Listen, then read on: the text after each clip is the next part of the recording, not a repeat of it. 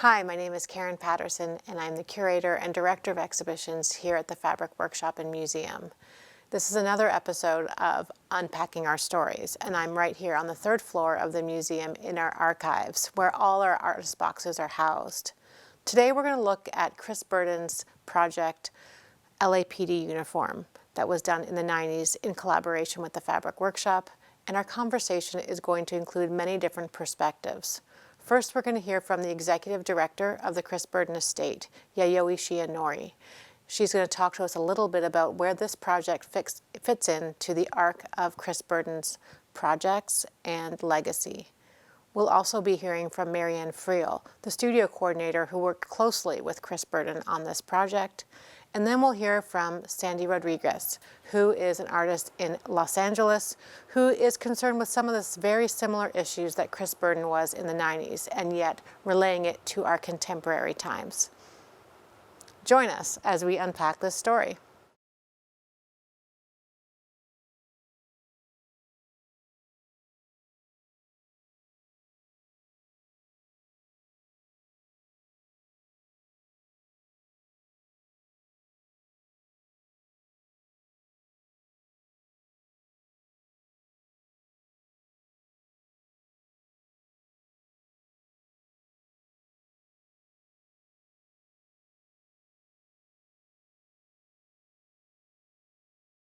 I'm so delighted to find myself in this incredible group of creators and arts workers, and excited to be in conversation with Karen, Sandy, and Marianne today. Super huge shout out and thank you to Christina and Francesca and others at the Fabric Workshop and Museum. And let's dive right in. My name is Yayoi. I have the honor of serving as the executive director to the Chris Burden estate, and I am an art lawyer. From the estate's perspective, and I'm going to start sharing, hold on a second. From the estate's perspective, one of the things that I think is super important is both respecting the past, but in doing so, also keeping history alive. Had Burden been with us, he would have celebrated his 75th milestone birthday this year. And we're so excited to have the opportunity to have so many touch points and activations to celebrate and remember and commemorate his oeuvre, even in this digital kind of way. For a brief moment, I have the opportunity to address everybody here. And in a quick whirlwind, I hope to give a brief overview about Burden and also reflect on Burden's practice and the element of experimentation as it specifically relates to his time at Fabric Workshop and Museum. Chris Burden was an American artist. His dates are 1946 to 2015. He worked in sculpture, performance, and installation. In terms of the mediums that he used, first, it was his body through his performance, and then at a certain point, it transitioned into larger scale site-specific work. He's thankfully collected all over the world, including at places like MoMA, the Whitney, LACMA, Middelheim in Antwerp, in Hotim in Brazil, and the Albertina in Vienna. And he had a wonderful time in residency at the Fabric Workshop and Museum in 1993. He had such a varied practice that it's hard to put him into categories. And of course, he knew that. He always thought about identifying and challenging limitations, and in doing so, he defied expectations. He did use a variety of mediums in his work, and that is something that I want to put a pin on as we take a whirlwind tour of his work, and specifically as it relates to his time at Fabric Workshop and Museum. But before we turn to his time at Fabric Workshop and Museum, let's do a quick digital tour of some of Burden's work. What you're seeing is Urban Light from 2008, installed at the Los Angeles County Museum of Art campus. It's a large site-specific work where Burden collected and refurbished LA cast iron street lamps from the 1920s. Now, this work is probably quite visually familiar to you, as, for better or for worse, it has become one of the visual signifiers for LA and an iconic landmark of the city. I like to think of this work as Burden's gift of light to the city of LA.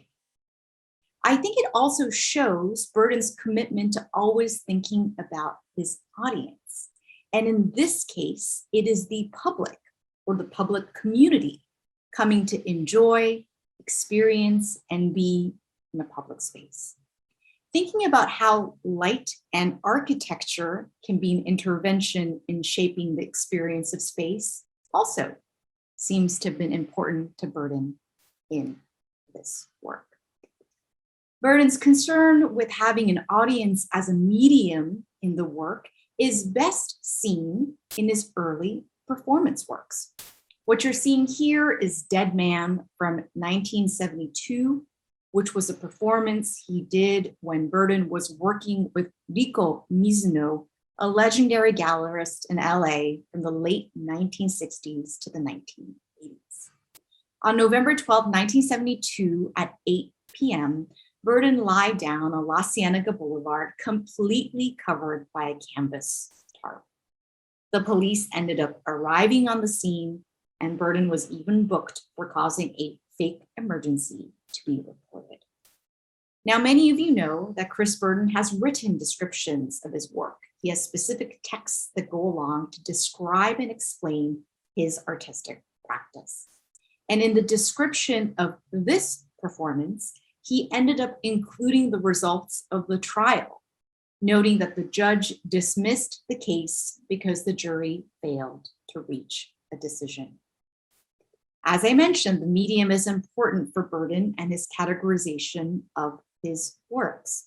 Many of you may know that Burden's performances are later represented by tangible objects, which were a part of the original performance. And these are called relics in his oeuvre. Here is Dead Man's relic, which is the actual tarp that Burden used in the performance. And of course, Burden's work has always been very socio-political. And while created at a specific moment of time, it has the ability to still be incredibly relevant and powerful today. Here is an image of The Hidden Force. The Washington State Arts Commission originally commissioned Burden in 1993 to create the work, which was installed at the McNeil Island Corrections Center in Washington. These are essentially 3 functional compass pools, with each compass pointing north, or metaphorically, the right way. It feels poetic and contemplative given the setting. And while the prison was decommissioned in 2011, and the work was decommissioned at that time, the Burden Estate very recently received the right to recreate this work. And I feel that this work feels as relevant today, if not even more so, given how unfortunately divisive our world has gotten. So all of that said, touching on Burden's inclusion of audience as an element of his work, his commitment to using different mediums in pursuit of his ideas, and his socio-political messages that remain relevant even to today, let's quickly turn to the work that he did while he was in residency at Fabric Workshop and Museum. And I very much look forward to hearing some firsthand accounts from Marianne on this residency as well. Burden's realized Fabric Workshop and Museum piece is L.A.P.D. uniform. He created them in response to the 1992 trial in which 4 predominantly white LA police officers were acquitted of beating Rodney King during an arrest and the riots that followed.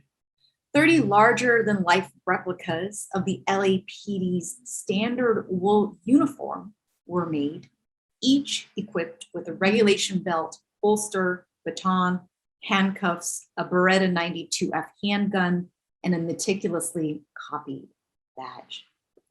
Burden's uniforms measured over 7 feet tall, both enhancing their overbearing feel while also appearing life-size from a distance.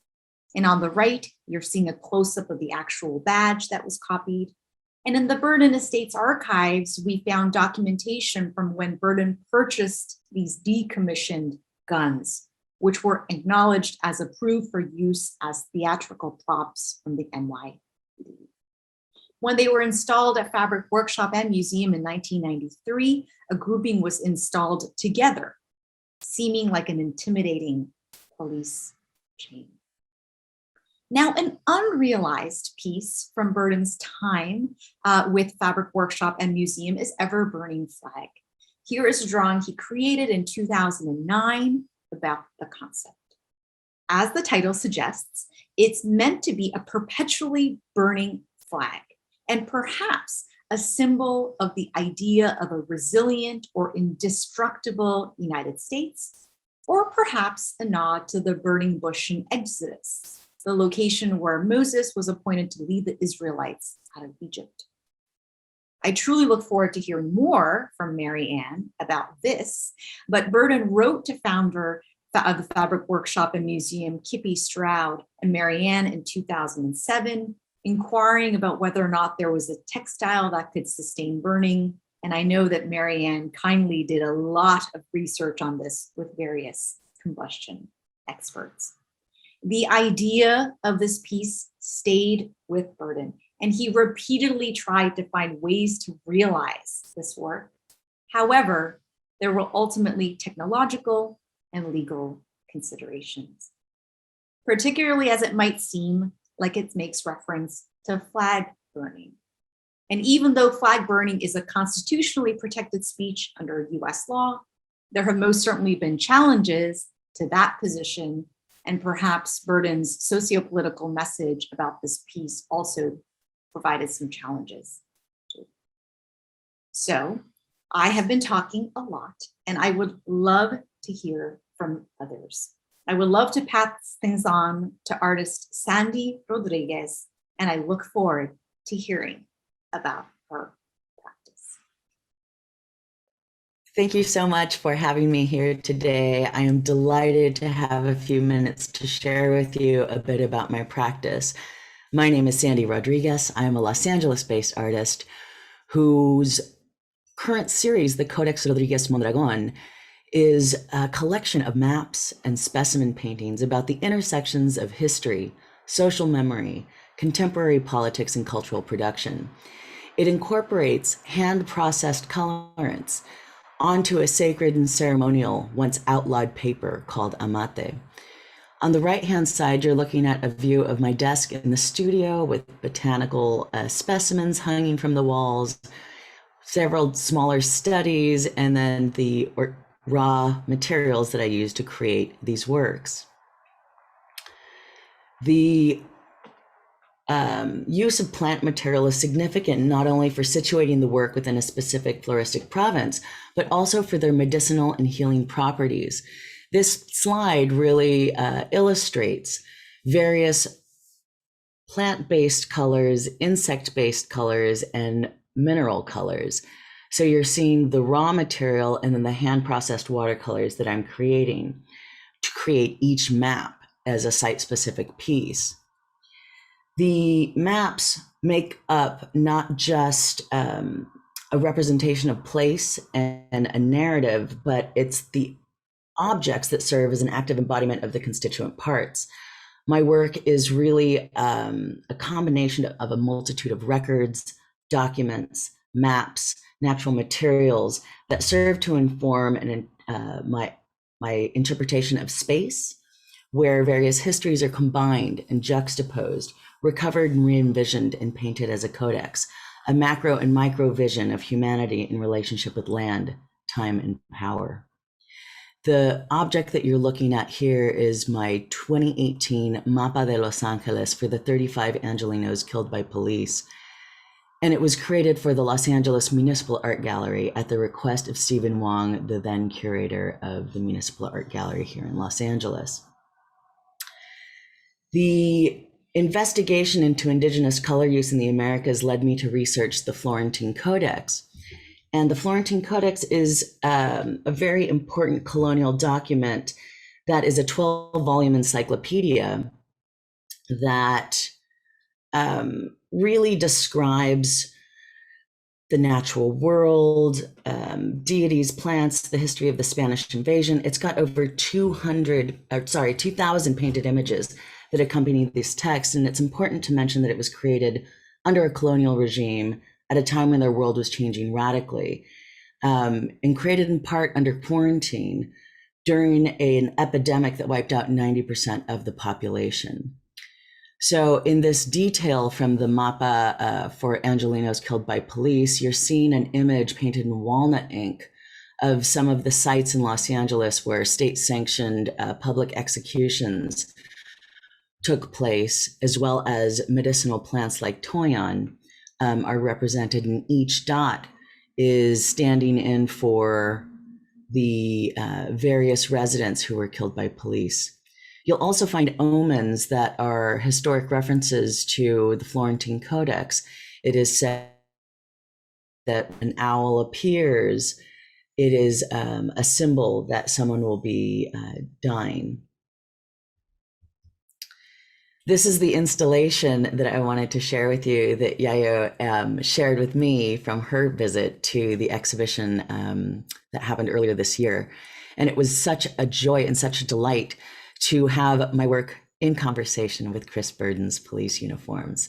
I was raised in Los Angeles during the 1992 riots and came of age in school at CalArts when I was first introduced to his work. Later, when working at the LA County Museum of Art, it was such an impressive kind of engagement with the objects themselves. And then to now in 2021, have that conversation together was really powerful for me.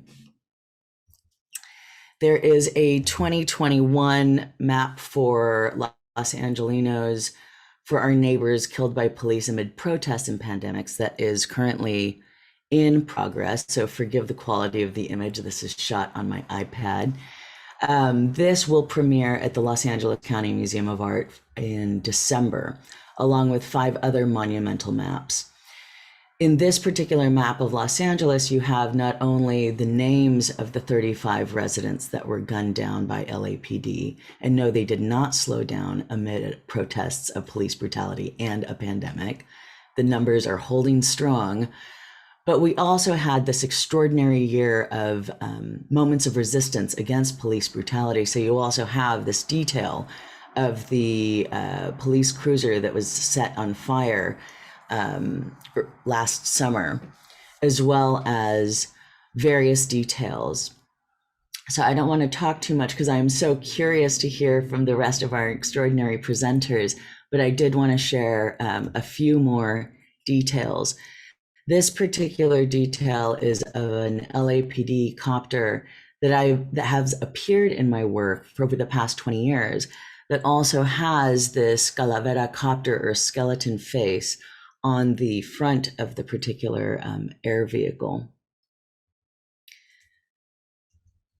And the camarón que se duerme se lo lleva la corriente is a saying about a sleeping shrimp will be carried away by the current. So it's about staying vigilant, and it's about staying aware of the issues that are currently most pressing within our city.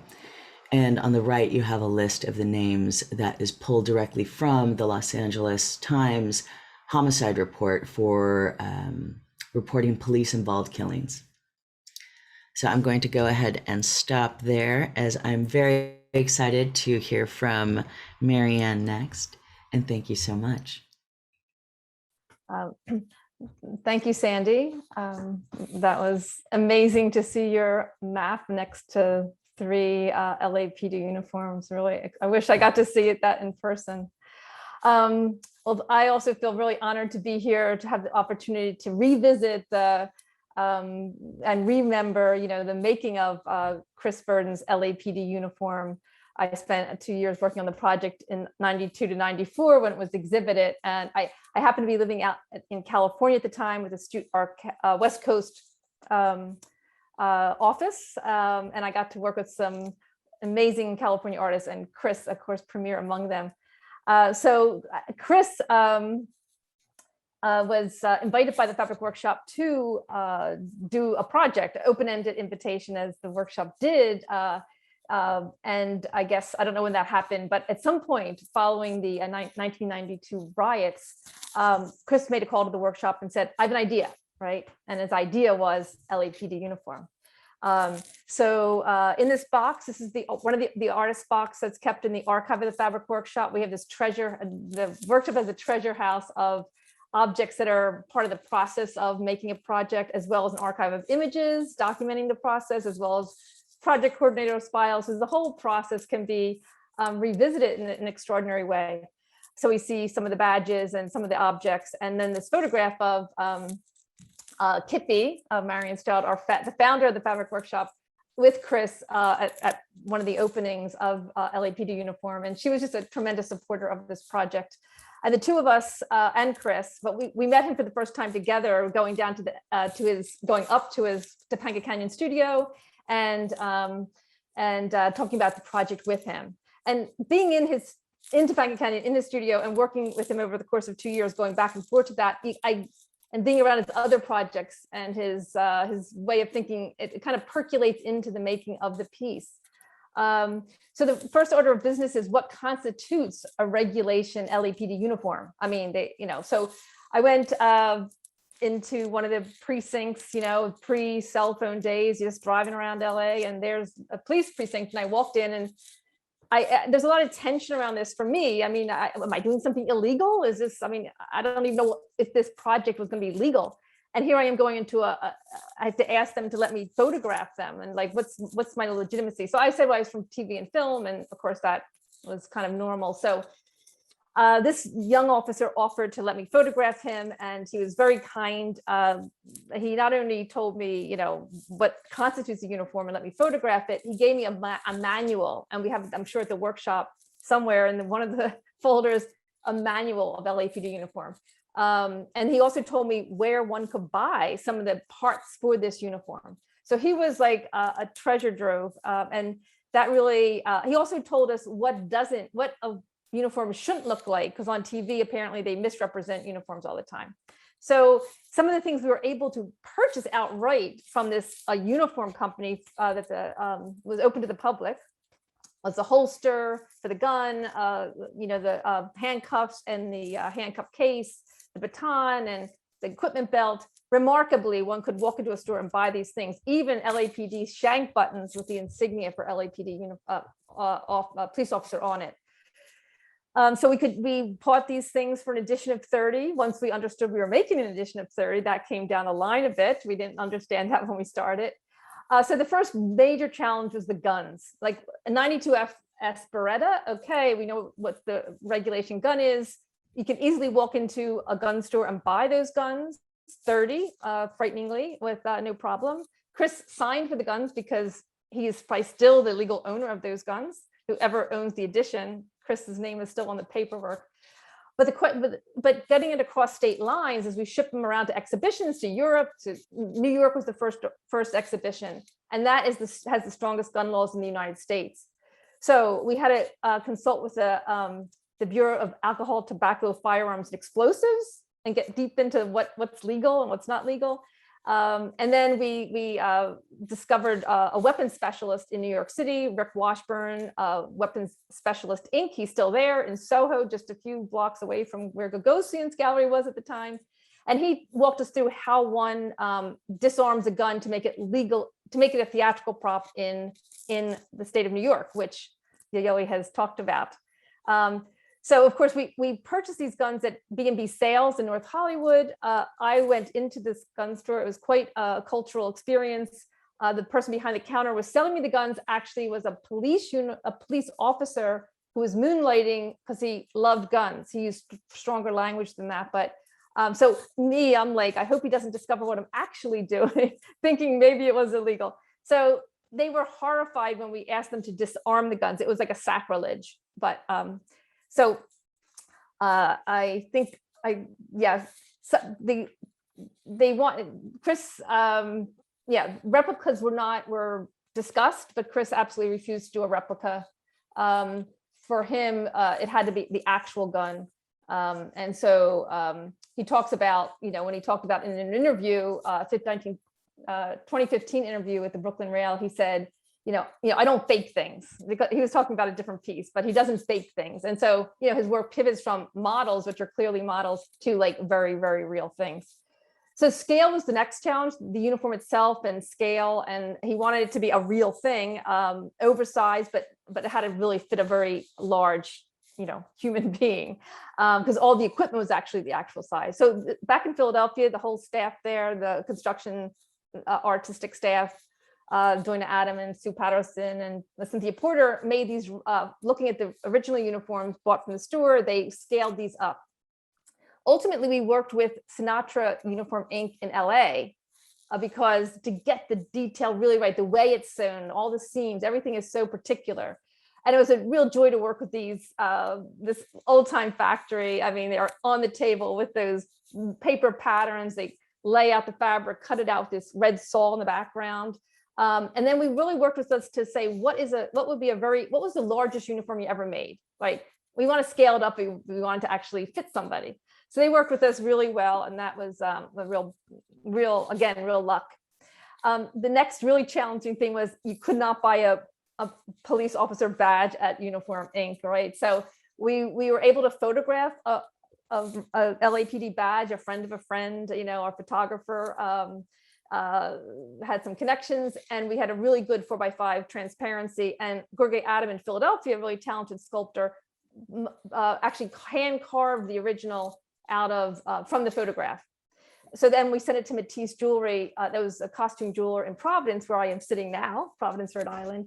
And 2 months before the show was about to open, where he was casting these, everything was going smoothly. Someone walked into his studio and said, they could close you down. What you're doing might be illegal. So he stopped production, and we were like in a panic. So somebody who was working with me in California, Trina Naval, did some research and found out there was a historical society for L.A.P.D. uniform. And it turns out that the copyright had lapsed years before on the badge. And so it was in the public domain. So we had a lawyer write up the lawyer for the arts, the wonderful lawyer for the arts wrote up this letter, and Kippy and Chris signed it saying, this is legal, the copyright has expired, but we take full responsibility. So the production started back again. So now we have all the, meantime, there was like, Chris decided he needed 30 of these things to make the impact he wanted. At this point, we knew what the cost was going to be. And we did not have anywhere near the kind of money to do an edition of 30 back then. That was before Pew Exhibition Initiative, et cetera, that really helps fund our very ambitious projects and other funders. The idea came about that the Gagosian, who was showing the work first, could pre-purchase some of the edition, enough to pay for the edition. And that's how we were able to do this very ambitious project back in 1992. So here we are, Christina Roberts in the background. We're hand assembling all these uniforms onto each on their own armature. So how it was hung, there was the kind of idea of like the Joseph Boys, the felt suit, a very simple hanging, right? Like how minimal can it be? It also had to hold a lot of weight. All that equipment, it's a real gun, they're heavy things. So here we are assembling, hand assembling these. You can see the armature has these holes drilled in, and all the pieces are grommeted, and everything gets screwed into the armature. Every piece, every shirt, every belt, every armature had hand screen printed the artist, the edition, and the edition number. So when we showed all these together, they would never get mixed up. It was quite the production. And here they are, they each got their own crate. Each step was like, okay, guess what? We have to do a crate for each one. All these things were like everything kept escalating what this was going to cost, right? But ultimately it was like the right thing to do. So here it is in its crate. And I was shuttling back and forth between LA, Philadelphia, and the studio in Oakland. And so I would go back and forth to Oakland. To LA was a quick flight, and I would meet with Chris Burden and show him things as we progressed, and he would approve or say, no, that's not working. And, so here he is with the piece that was close to being finished, and we have it hanging on the wall in this Topanga Canyon studio / living room at the time. And here he is. So you can kind of get the scale of the piece when you see it's Chris standing next to it.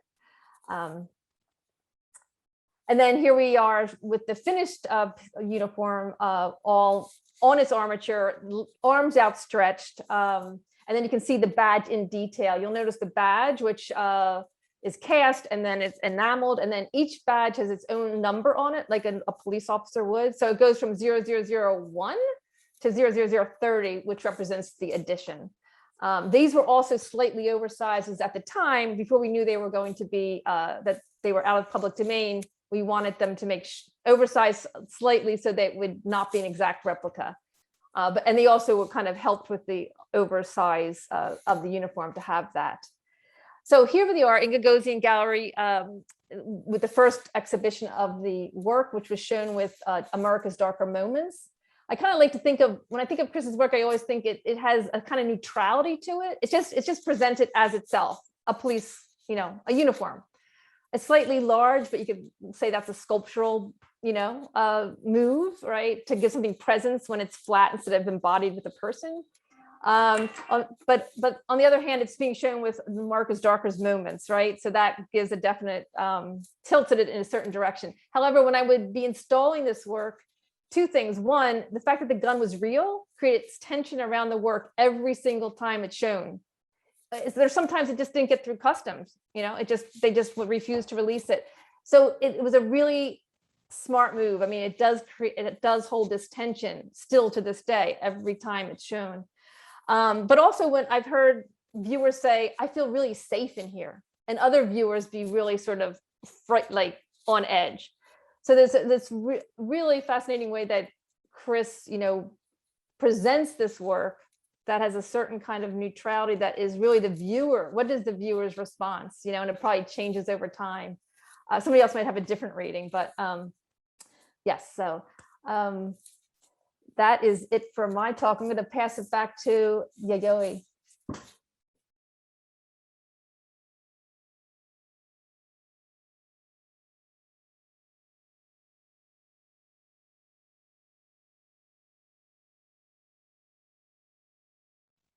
Thank you so much, Sandy and Marianne, for your comments. I am so deeply honored that I have a chance to hear from both of you today. I actually learned new things about this, and I also learned new things about how Chris Burden worked with Marianne in the creation of L.A.P.D uniforms. So I so appreciate it. And thank you, Marianne, for sharing such wonderful anecdotes of your long journey in creating L.A.P.D uniforms. Thank you for your resilience. Thank you for your resourcefulness. And thank you for your courage as you were really figuring out what it means to actualize L.A.P.D uniforms. So a quick question for you about L.A.P.D uniforms and its reception. How do you feel about it now, being shown now? Like, how do you feel? Yeah. I mean, we all know that it's almost, we're back around there again, but almost like every time it's this kind of trauma is revisited, it accelerates, it deepens, right? Because it's still in our psychology. It's not like 100 years ago it's sort of faded. It was just like, it's in our lifetime, it's in our adult lifetime, so it's like it's really kind of harsh and sad and disturbing to feel how much it is, how meaningful it is today, how its meaning is, and I'm sure it's going to keep collecting meaning, right? Everything is subject to what's around it, right? And nothing is static, and certainly that work is not static. It's responding to current events. Yeah, and I appreciate you saying that because, of course, he did create it in response to a particular time and space in the 90s in LA, which Sandy also spoke about also, right? But as you say, I think artwork does tend to collect additional context based on time and space. And so, for example, the fact that it was recently shown in connection next to Sandy's work in that other show at the Moody Center at Rice University, specifically in Texas. I think that actually gave it an additional filter, an additional way to think about L.A.P. uniforms. Now, I want to turn a little bit to our other favorite project that Burden attempted to work on at Fabric Workshop and Museum, which is Ever Burning Flag. I know that there was a lot of research and development that you kindly did on the project, and I would love for you to tell us a little bit more about that. Yeah, I think it was 2007 when, of course, Chris and Kippy were always in contact. You know, we showed the work a lot, and or loaned the work, and so there's always a dialogue, go back and forth. We worked with Nancy Rubin. There's just a continual dialogue. But he called in 2007 and just said, he had this idea for this Ever Burn flag, and of course it was fabric and really challenging, technically challenging project, and of course he thought of the Fabric Workshop. So Kippy ever game to, well, she loved Chris and his work, so ever game to, she has a hard time saying no, right? Too. So she allowed this kind of experimentation to go forward. However, there really was no, it was an unknowable cost to this project. I mean, it was really out there in terms of technical feat, right? And there was zero money in the bank, there was no grant funding. And so that was always in the background. So there was no yes, but there was no. And so of course I jumped in and just started doing the research, right? And I was out in LA to work with Ed Rouchet. So I did some quick research and visited Chris. Here he is doing a drawing, his first drawing, this little scribbly drawing of trying to explain not only what it was, but how it might work. Small orifices with a gas, like these little tubes in the seams, and the gas is coming up the pole and out the seams, and alcohol, gas, propane, question mark. It should be flexible. It's a real flag. This is not a sculpture that pretends it's a flag. It has to flap in the wind.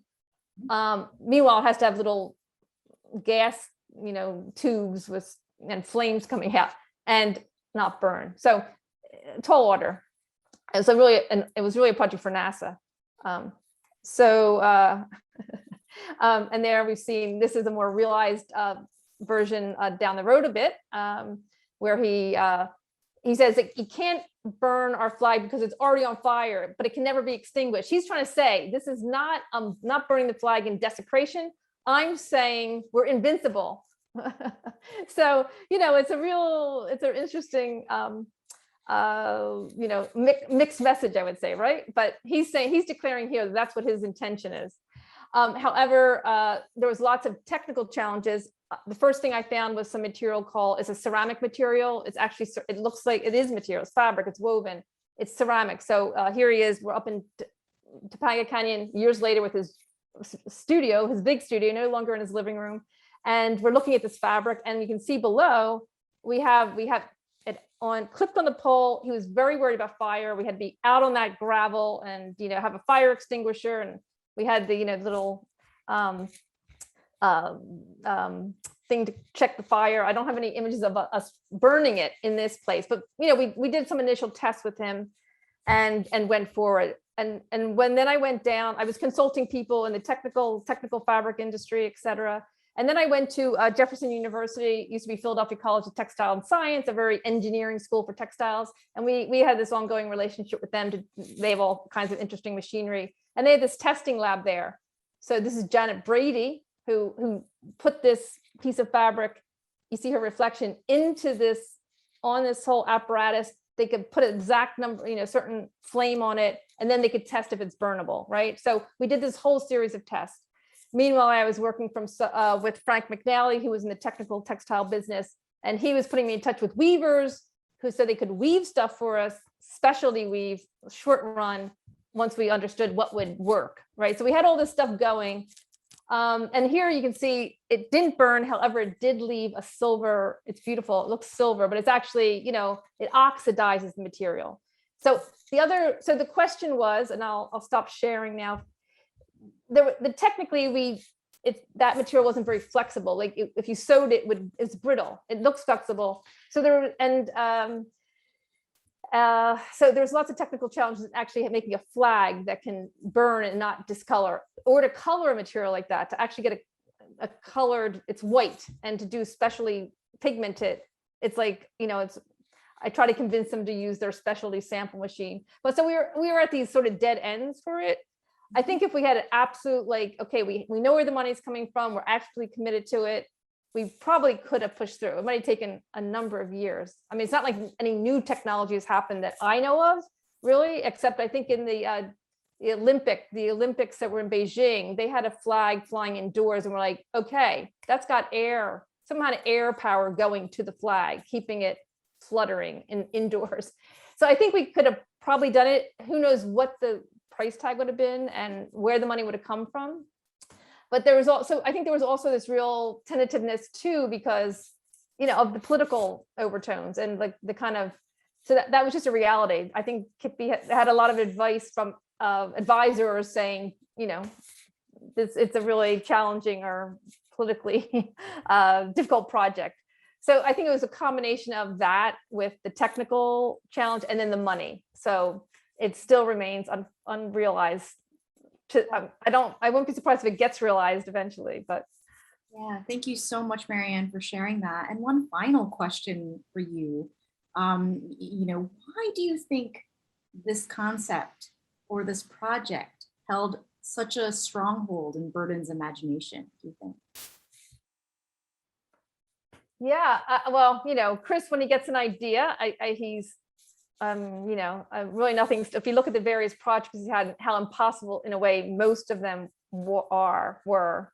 I think he doesn't take no for an answer. He just but why it percolated up, why that, the wars were going on. What's 207? I'm bad with historical dates. What was happening? What war?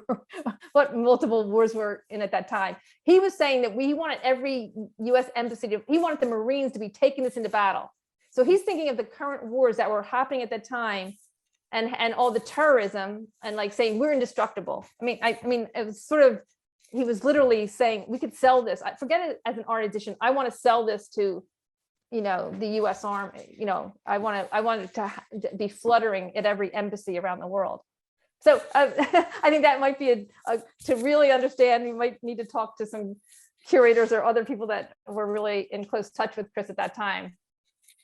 But I appreciate you sharing your lived experience, Marianne. You have so much experience and expertise working with Burden as he was attempting to realize these rather grand ideas. And I think he's always been, I think to me, the way I see it, his artwork is very much in the public, in the community, right? It's not just art. I mean, it is meant to be seen and thought about and reviewed critically in a museum or in a gallery space, but also he was very, I think, interested in the idea of art reaching out beyond those walls and sort of somehow really being sort of a living memory of, as well as a collective repository for ideas.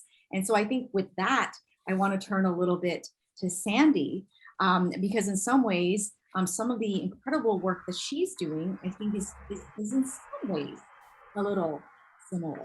So Sandy, I had the pleasure and honor of getting to meet you in real life at your studio. You kindly had me over when I was in California, and for that, I so greatly appreciate it. In your talk with me at that point, and also in your writings, you have often referred to yourself as a painter researcher. And so, for example, when you said that, I thought of your work as referencing history, her story, their story, through, for example, your commitment to use traditional methods and materials, including, I guess you can't really see it, this traditional Mexican amate paper, which is that bark paper. And I wanted to ask you, what does the act of painting and researching, or painter/researching, mean to you when it comes to thinking about the time and space in which we live in, social justice, and affecting change? Thank you for that amazing question. I'll tell you something that really stuck out in Marianne's presentation was that quote about it has to be real. It has to be that actual thing, because objects and materials have power. I spent the first 20 years of my artistic career also in museum education. And the kind of research that you have to do in museums to develop curricular materials and to teach across audiences and to engage the broadest swath of types of learners as well as different disciplines requires a very rigorous kind of research and scholarship, because it is all true. What I am putting out there, my information, is supporting a variety of conversations that can be had. So for every object, there is a bibliography. For every bibliography, I am vetting it with various sources and looking at the publishing dates. And I'm speaking with art historians, anthropologists, conservation scientists, looking at some of the more recent journals and understanding where and how those conversations can come together, because the content is critical. But if the material and the form can support that content in a way that engages the broadest swath of people in the broadest type of contexts, in museums, in the universities, in intergenerational programs, then the dialogue and the prompt for action can be bigger than what I've anticipated. But it all has to have that underlying research and fact. I'm not making any of this up. We are a product of this contemporary moment, but it's really powerful to look back at generations and at time periods of this region, of the Americas, and find other instances that echo what we are going through and how we come out of this. Because there has to be a little bit of hope when you're tackling some of the more terrifying moments of our lived experience. So layering to engage people from a distance, to engage people multiple times, the way that objects create meaning in various places, and seeing them multiple times. You just have this opportunity to really compress a number of elements and materials to effectively put forward this object. Yes, thanks for that. And you know, when I hear you talk about this layering and this intense amount of research that you do, this intense amount of working and figuring out traditional materials and methods, talking to people from different disciplines, and really making your practice interdisciplinary, what I find is very interesting is that in some ways, it does, I think, to me, mirror your 20 years of museum education experience in some sense. In some sense, to me, you are, of course, a painter and a researcher. You have self-identified as such, and I respect that. But I also, in some ways, want to add to that educator as well, or a teacher, or you're helping us see things, and you're helping us through these layers, helping us see and also ask additional questions. And I'll tell you that colonial codices and these manuscripts of the Americas were meant to be performed at various moments with different specific audiences. So it is a visual prompt to retell a history, to help the individual locate themselves within a larger cultural context.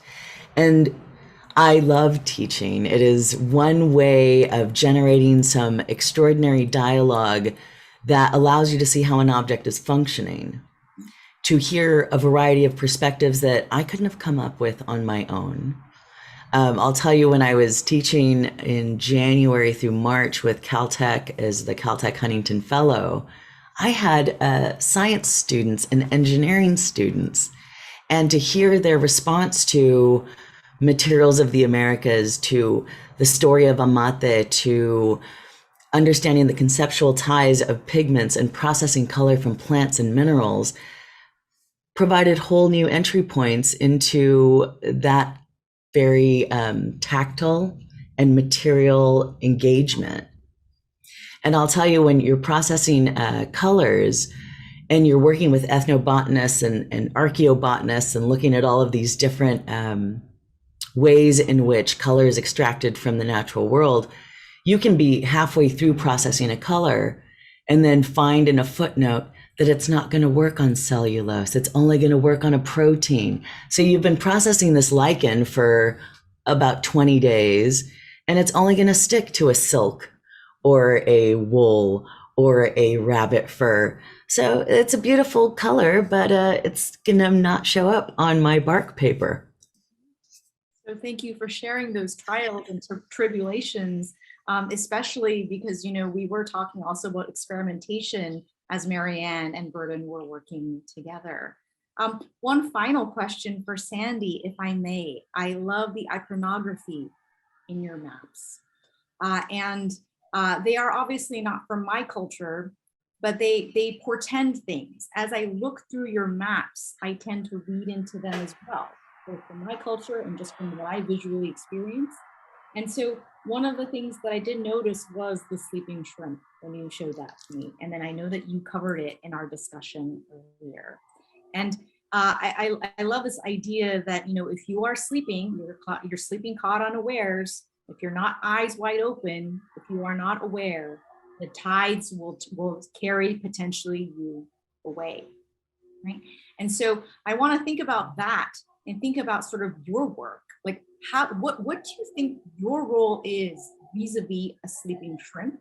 Do you think of it as awareness raising, memory making, remembrance, or like whistle blowing?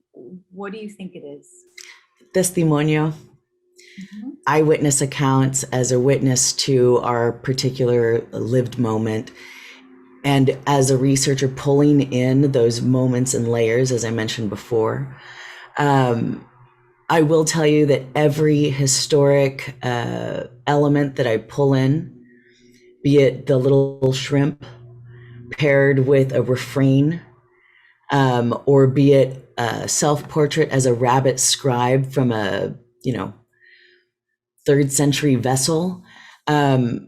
These are elements from art history of the Americas that have a very particular function in terms of conventions of representation. So while I may have been trained at Cal Arts and worked in museums and really studied Western European painting, materials, techniques, conventions, there are different opportunities to really play with an art history and layer those symbolic elements that are specific to manuscripts of the colonial period and the pre-Columbian period.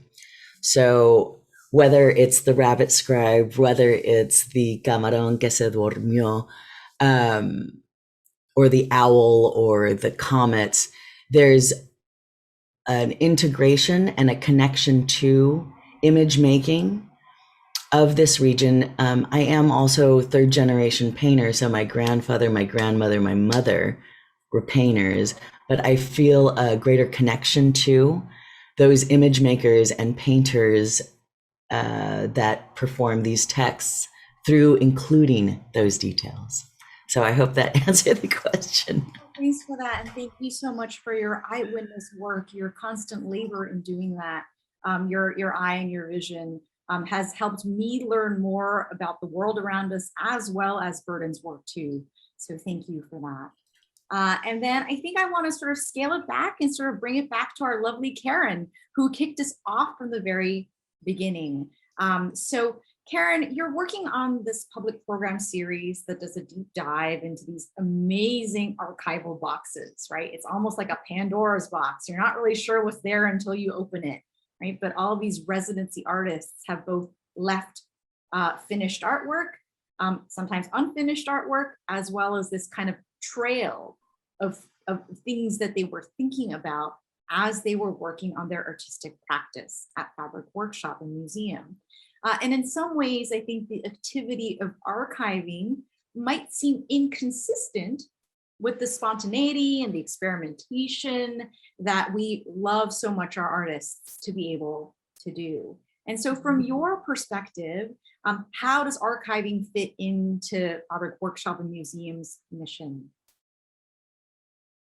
That's a wonderful question. And it is the beauty of the Fabric Workshop for me as a curator is it is an unprecedented opportunity for me to look ahead and look behind at the exact same time. And it's not often that curators get that opportunity. You might be doing one or the other, or you might compartmentalize one activity and then move on to the next, but everything happens all at once. And it suits me, it suits the Fabric Workshop because especially in this time of museum professionalization, if you will, we'll use words like experimentation and collaboration and engagement and all these things. And it can mean so many different things to so many different people. And it can really, both those activities, experimenting and collaborating, can change the way an artist works and can change the way a museum operates within its community. But if you don't know what that means, if you don't think about it on a cellular, material way, you might make a mistake and you might gloss over something that is really important on either side, whether it's collaboration or experimentation. And so to have these artist boxes, to be in conversation with Marianne and studio coordinators, and to be in conversation with artists who are thinking the exact same things in current times, is exactly the way that we can think about these words that are so important, collaborating, experimenting, with actual evidence of what it means. And it means that we're not experimenting for the sake of experimenting because we want to be flashy. And it doesn't mean that we're collaborating because it seems like the right thing to do. It means that we're stronger together. It means that everyone's ideas are worth it. And it means that experimenting means that we're ahead, we're showing you something that you can't yet understand, that making it together will allow us to do that. And so it does feel like archiving and making at the same time, but it means that they're not separate activities, I guess, to me. I love that. Thanks for sharing that. And in some ways, I think it's sort of archiving, making, experimentation, collaboration, all of that really just seems like it is part and parcel of your institution's DNA. And you worked with people like Marianne, who have that in her DNA also. And so from the Chris Burden Estate's perspective, it is nothing but a huge honor that we get to be part of that institutional history too. So I think we're coming up to sort of time. How are you feeling, Karen? Anything else? I think I just want to express gratitude. These Unpacking Our Stories have been so important to understand who we are as a museum, but this particular conversation with all you in the room together is just a reminder of who we are as people and what we're capable of. And so I'm really grateful for that. Thank you. Thank you so much. Thank you so much. Absolutely. What an inspired conversation. I'm just so reinvigorated to get back into the studio and get back to work. Back to teaching. Yeah.